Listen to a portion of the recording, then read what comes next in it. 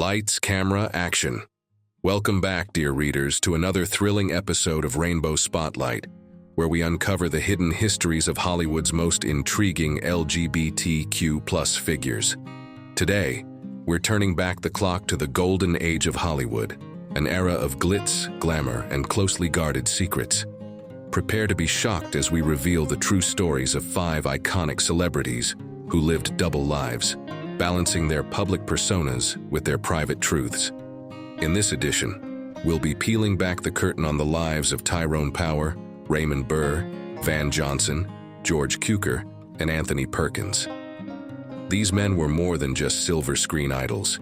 They were pioneers navigating a time when being openly gay could end not just a career, but potentially lead to legal trouble. So, grab your popcorn and get comfortable as we dive into the fascinating world of old Hollywood's gay icons. Tyrone Power, the swashbuckling heartthrob. Tyrone Power, with his chiseled jawline and piercing gaze, was the very definition of a matinee idol. Born in 1914, Power rose to fame in the 1930s and 1940s, captivating audiences with his dashing good looks and charm in films like The Mark of Zorro and Blood and Sand. But behind the scenes, Power's life was far more complex than his on-screen personas suggested. Despite being married 3 times and fathering 3 children, rumors about Power's sexuality persisted throughout his career and beyond. Many of his contemporaries, including Judy Garland and Cesar Romero, spoke openly about Power's same-sex relationships after his death. One of the most enduring stories about Power's private life involves his alleged relationship with Cesar Romero, his co-star and captain from Castile. The two were reportedly inseparable off-set, with Romero later describing Power as "my great friend," in a way that many interpreted as code for a more intimate relationship. Power's struggle with his sexuality was compounded by the intense pressure of maintaining his public image. In an era where even a whisper of homosexuality could derail a career, Power went to great lengths to present himself as the ultimate ladies' man. His marriages, while not entirely for show, were certainly influenced by the need to maintain this facade. Despite the constraints of his time, Power found ways to express himself. He was known for his flamboyant style and his love of the theater, often taking on roles that allowed him to explore more complex aspects of masculinity. In private, he was said to be much more relaxed and open about his attractions. Tragically, Power's life was cut short at the age of 44 when he suffered a heart attack on the set of Solomon and Sheba. His untimely death left many questions unanswered and cemented his status as one of Hollywood's most enigmatic figures. Raymond Burr, The Case of the Secret Life. Raymond Burr is best known for his portrayal of the unflappable defense attorney Perry Mason, a role that made him a household name in the 1950s and 60s. But while Burr was solving cases on screen, he was carefully concealing aspects of his own life from the public eye. Born in 1917, Burr's path to stardom was not a straightforward one. He worked a variety of jobs before finding success in radio and eventually film and television. As his career took off, so did the pressure to conform to Hollywood's heteronormative expectations. Burr's strategy for dealing with this pressure was elaborate, and in many ways, tragic. He fabricated an entire personal history, complete with a deceased wife and son. In reality, Burr never married a woman and lived most of his adult life with his partner, Robert Benavides. The extent of Burr's fabrications is truly staggering. He claimed to have been married to a woman named Annette Sutherland, who supposedly died in a plane crash. He also spoke of a son, Michael Evan, who allegedly died of leukemia as a child. Neither of these people ever existed. These fictional tragedies served a dual purpose. They made Burr a more sympathetic figure to the public, while also providing a convenient explanation for why he wasn't seen with women. It was a masterclass in misdirection, worthy of Perry Mason himself.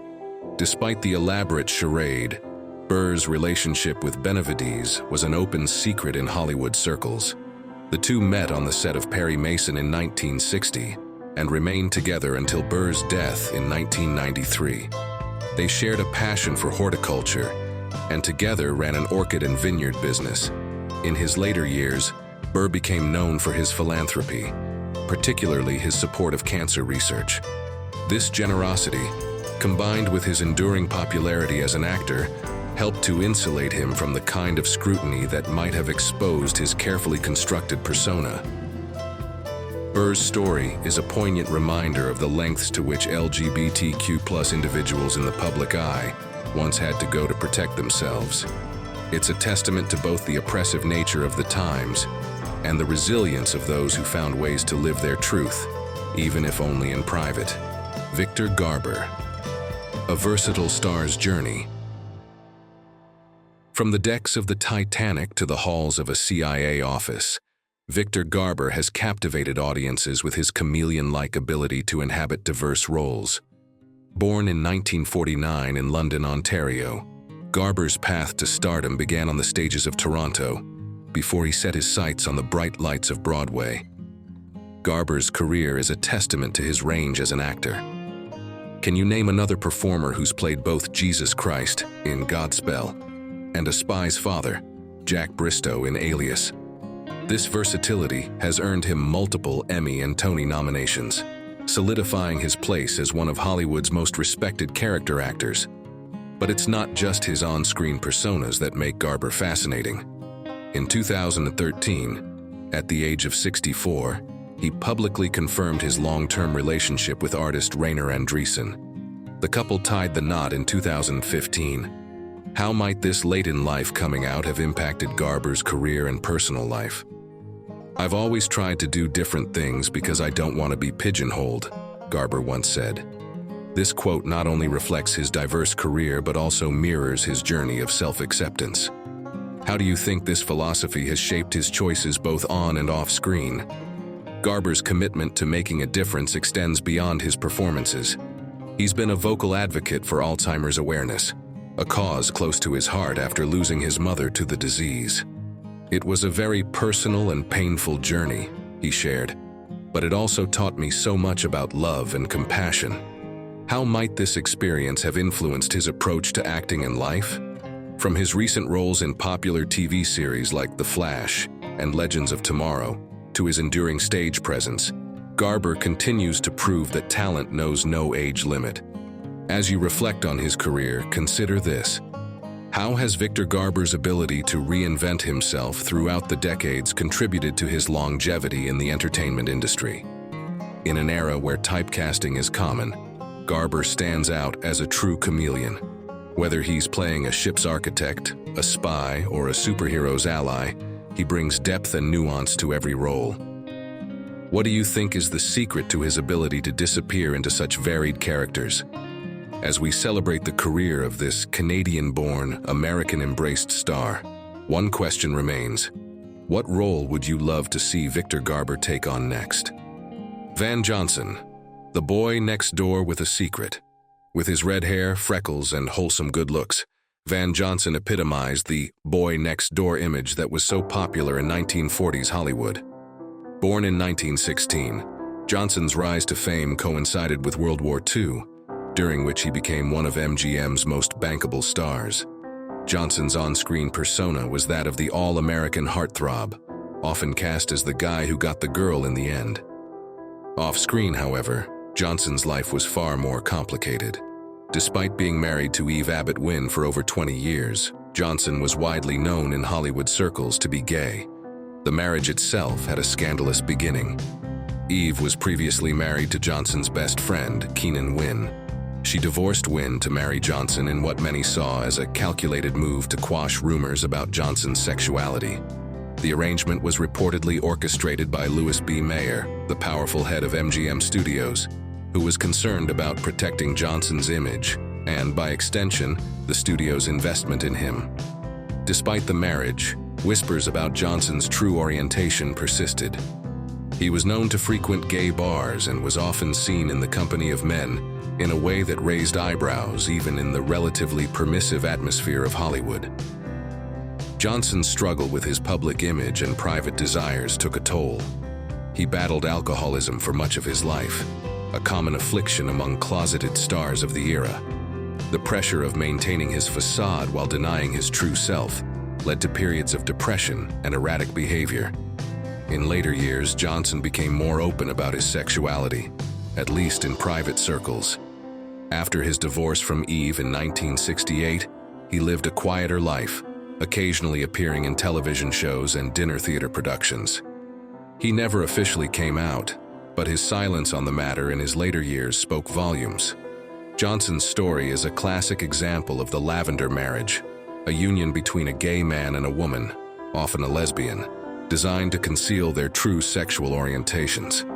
It's a sad reminder of the personal sacrifices many stars had to make to maintain their careers in less accepting times.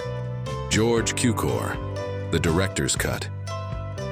George Cukor was one of the most influential directors of Hollywood's golden age, known for his skill in directing actresses and his sophisticated, witty style.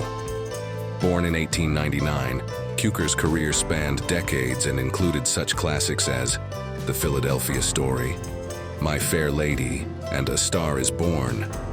Unlike some of his contemporaries, Cukor's homosexuality was something of an open secret in Hollywood. He never publicly came out. Such a move would have been career suicide in his era. But he made little effort to hide his orientation from those in the industry. Cukor's home in the Hollywood Hills became famous, or infamous, depending on your perspective, for his Sunday afternoon pool parties. These gatherings were attended by a who's who of gay Hollywood, as well as straight allies. They provided a rare safe space for LGBTQ+ individuals to be themselves in an otherwise oppressive environment. Despite his relative openness within the industry, Cukor was not immune to the homophobia of his time. He was initially slated to direct Gone with the Wind, but was removed from the project, allegedly because star Clark Gable was uncomfortable working with a gay director. This setback, while significant, did little to derail Cukor's illustrious career. Cukor's sexuality influenced his work in subtle ways. He was known for his ability to coax nuanced performances from actresses, and many of his films featured strong, complex female characters. Some film historians argue that this was partly due to his perspective as a gay man, allowing him to see women as full human beings rather than merely objects of desire. In his personal life, Cukor had several long-term relationships with men, though these were kept discreet. He never married and was known to refer to himself as a bachelor, the common euphemism of the time for gay men. Cukor's legacy extends beyond his impressive filmography. His home, which hosted those famous Sunday parties, became a sort of unofficial community center for gay Hollywood. It was a place where people could be themselves, free from the judgmental eyes of the outside world. As times changed and societal attitudes began to shift, Cukor became somewhat more open about his sexuality.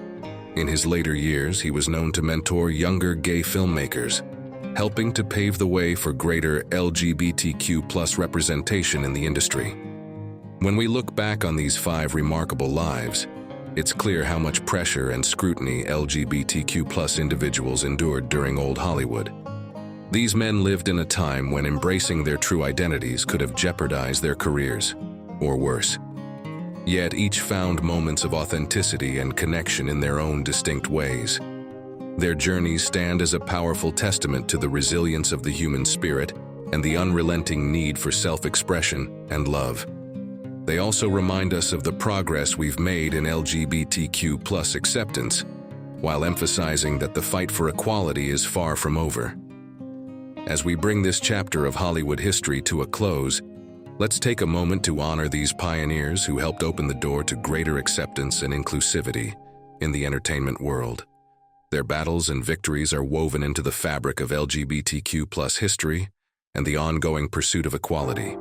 Which of these golden age gay icons resonated with you the most? Share your thoughts in the comments below, and don't forget to like and subscribe for more captivating insights into queer Hollywood history. Remember, every story told sheds light on the rich, intricate tapestry of LGBTQ+ experiences throughout the ages. Until next time, keep shining your unique light in the world.